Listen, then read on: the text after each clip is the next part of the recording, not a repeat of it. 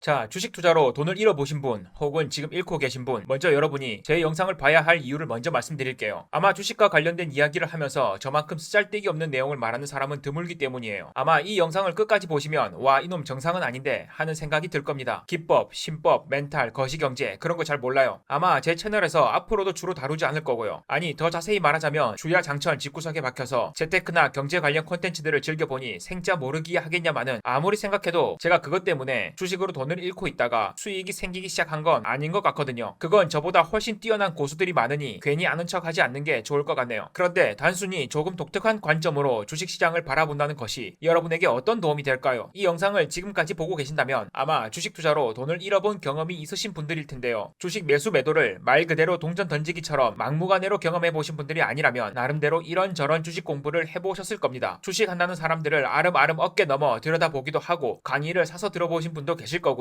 그런데 앞으로 넘어지고 뒤로 넘어지고 하시는 분들 많으시죠. 아니, 분명히 좋다고 하는 거, 맞다고 하는 거 이것저것 다 찍어 먹어봤는데도 오히려 더 혼란스럽기만 하고 감이 안 잡힌단 말이죠. 그러다 때를 놓치면 주식 9천을 떠도는 지방령이 될 확률이 높아집니다. 그럴 때 충격요법이 필요한 거예요. EJ, 이독, 제독, 즉 독은 독으로 해독한다는 말이 있죠. 그러니 가끔은 대부분 비슷한 소리를 하는 사람들 제외하고 이런 독 같은 영상이 도움이 될 수도 있다는 겁니다. 이런 독 같은 영상. 반은 농담인데요, 반은 진심이에요. 이런 엉망진창의 방식으로 큰 돈은 아니더라도 주식으로 몇 년간 꾸준히 매달 수익을 내고 있는 사람의 영상에서 분명히 얻는 게 있을 수도 있거든요. 주식을 이런 시점에서 말을 해준 사람은 적어도 저는 많이 보지 못했으니까요. 결론부터 말씀드리자면 자신이 알고 있는 모든 것들을 부정하세요. 믿지 않는 것에서부터 출발하는 겁니다. 더 정확하게 말씀드리자면 지금까지 주식시장에서 듣고 보고 배웠던 모든 것들, 옳다고 믿었던 것들, 그 모든 것에 의문을 던지라는 겁니다. 제 지난 영상 제목이 이거였어요. 주식 초보자일수록 단타 매매를 해라. 제목부터가 부정타지 않나요? 거부 반응 들고 반감이 들지 않나요? 왜 그럴까요? 왜 그렇죠? 전생에 우린 부부였을까요? 그래서 현생에서 거부감이 드는 걸까요? 자, 주식시장에는 참 좋은 격언들이 많습니다. 가치 투자나 장기 투자 쪽으로 접근하면 무릎에 사서 어깨에 팔라. 주식 투자의 첫 번째 원칙은 절대 돈을 잃지 마라. 둘째는 첫 번째 원칙을 잊지 마라. 10년 이상 보유할 종목이 아니면 10분도 보유하지 마라. 등등등. 사고 파는 트레이딩 쪽으로 접근하면 역배열해서 매매하지 마라. 바닥을 확인하려 하지 말고 주가가 돌아서는 것을 확인 후 매매해라. 손절을 칼같이 해라. 물타기를 하지 마라. 등등. 참 좋은 말들입니다. 그런데 뻔한 말들이기도 하죠. 저도 수십 수백 번은 들었던 그런 소리. 누군가는 무슨 이런 뻔한 소리를 하고 있어 라며 귀를 막고 눈을 감아버릴 것이고 누군가는 맹목적으로 따르기 시작할 겁니다. 그런데 제가 다른 사람과 조금이나마 다른 점은 저는 왜 집착증을 앓고 있다는 겁니다. 주식시장엔 왜 이렇게 뻔한 말들이 많을까? 왜?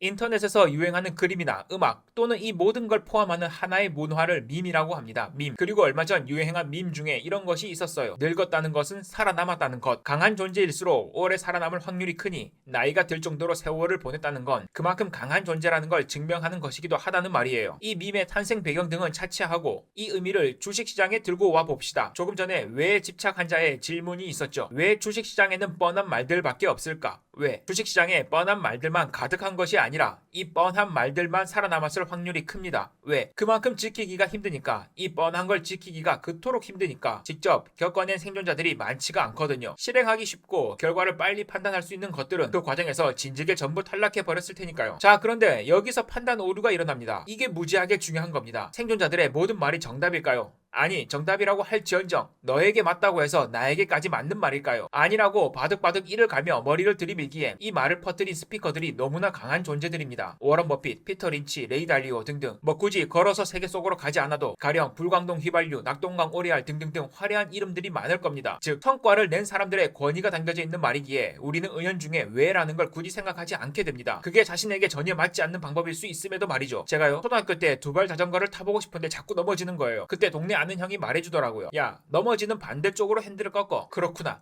드디어 방법을 알았다. 그날 밤은 설레서 잠이 오질 않더라고요. 다음날 그 형이 하라는 대로 했어요. 그런데 자전거가 넘어지는 반대쪽으로 핸들을 꺾으면 어떻게 되죠? 더 빠르게 쓰러지죠. 그런데도 무식하게 하라는 대로 그냥 했어요. 몇 날 며칠을요. 그래서 한동안 다리며 팔이며 상처투성이었죠. 자전거 때문에 다치고 다친 자국 때문에 엄마한테 또 등짝 맞고 그러다 보니 어느 날은 진짜 오기가 차올라서 눈물이 나는 거예요. 화도 나고 왜 나만 못하지 싶기도 하고. 그래서 어느 날은 홧김에 넘어지는 쪽으로 핸들을 냅다 꺾어버렸어요. 제가 알고 있는 것과는 정반대로 말이죠. 될 대로 돼 죽여라 같은 심정이었죠. 그런데 그러니까 갑자기 자전거가 벌떡 서대요. 신기하게도 그 순간 한 번으로 수십 년 동안 장기간 자전거를 타지 않아도 넘어지지 않는 법을 몸이 기억하게 되었습니다. 물론 자전거는 그 동네 형이 애초에 잘못된 방법을 가르쳐 준 거긴 하지만 주식 투자를 함에 있어서도 지금 도저히 갈피를 못 잡고 있다면 지금 알고 있는 모든 것들에 있어서 완전히 핸들을 반대로 꺾어볼 필요도 있다는 거예요. 지금 하고 있는 모든 것들이 전혀 잘못된 방식일 수 있다는 겁니다. 가령 제 주식 투자 원칙을 말씀드려볼까요? 첫 번째, 역배열이 아닌 종목은 사나이 가슴을 울리지 못한다. 두 번째, 떨어지는 칼날을 잡아야 비로소 살아있음을 느낀다. 세 번째, 손절은 내 사전에 없다. 그러니 뼈를 주고 살을 취하자. 네 번째, 죽을 정도로 물을 타보자. 네가 죽나 내가 죽나. 다섯 번째,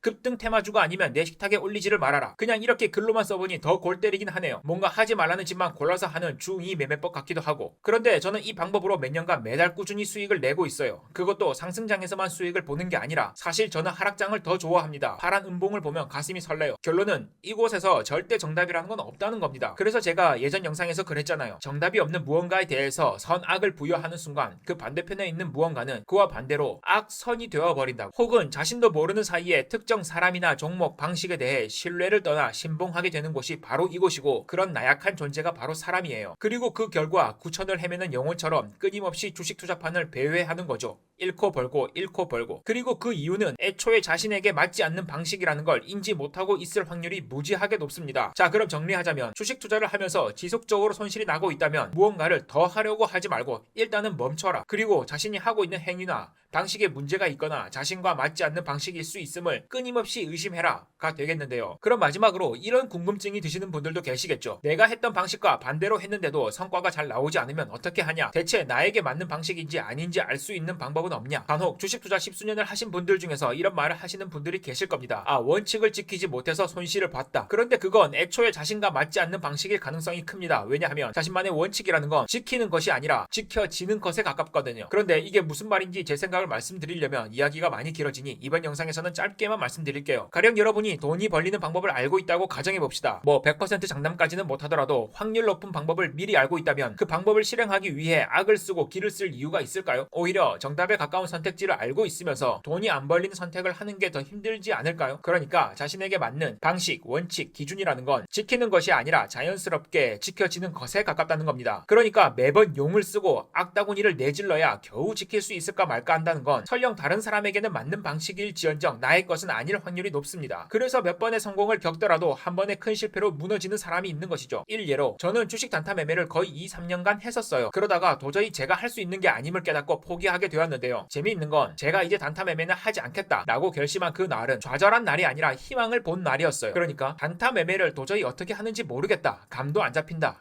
이 상태가 아니라 드디어 조금 빛이 보이는 것 같은데 이때 포기했다는 겁니다. 문이 살짝 열린 틈으로 들여다봤더니 그건 제가 지속할 수 있는 게 아니더라고요. 제가 주식 투자로 반복해서 손실을 입고 계신 분들은 모든 것을 의심하고 원점에서 시작하라고 했죠. 그런데 그 모든 것들에는 본인도 포함이라는 것이 중요합니다. 즉 저의 경우에는 제가 단타 매매를 지속할 수 있을 것이라는 걸 포기했습니다. 제 자신에 대해 의심하기를 반복한 결과 적어도 제가 반복 수행할 수 있는 영역은 아니더라고요. 그런데 포기하니까 그때부터 특이점이 오기 시작했어요. 자, 제가 단타 매매를 포기하게 된 결정적인 이유는 바로 칼 같은 손절을 도저히 할 수 있는 사람이 아니라는 걸 알게 되었기 때문이에요. 기를 쓰고 악을 써야 겨우겨우 손절에 손이 갈까 말까 하더라고요. 몇 년을 노력해 보았지만 그건 노력으로 극복되는 게 아니라는 결론을 내렸습니다. 제가 가진 기질이더라고요. 그래서 이런 생각을 했죠. 그렇다면 손절을 하지 않고 주식 투자를 할 수 있는 방법이 있긴 있을까? 이 생각부터가 시작이었습니다. 그런데 여러분은 손절하지 않고 바닥에서부터 수십 수백 프로 오른 급등주를 매매하는 방법에 대해 들어본 적이나 있으신가요? 누군가 이런 말을 하면 모르긴 몰라도 욕부터 내뱉지 않을까요? 그런데 저에겐 맞는 방식이었습니다. 누군가에겐 악소리 나오고 기를 써야 멘탈을 잡을 수 있는 곳이 저에겐 비로소 산소가 있는 곳처럼 느껴지더군요. 저는 여러분께 위험한 매매를 경험해보시라 말씀드리는 것이 아니에요. 저는 오히려 미국 지수 ETF 신봉자이기도 합니다. 아이러니하죠? 실제로 수익의 일정 부분을 매달 출금해서 오르든 내리든 무지성 적립 투자를 진행하기도 하니까요. 제가 말씀드리고자 하는 건 반드시 자신과 맞는 방식을 찾아야 한다는 겁니다. 그리고 그 출발점은 자신을 포함한 모든 것에 대한 의심과 질문에서부터 시작한다는 거예요. 오늘도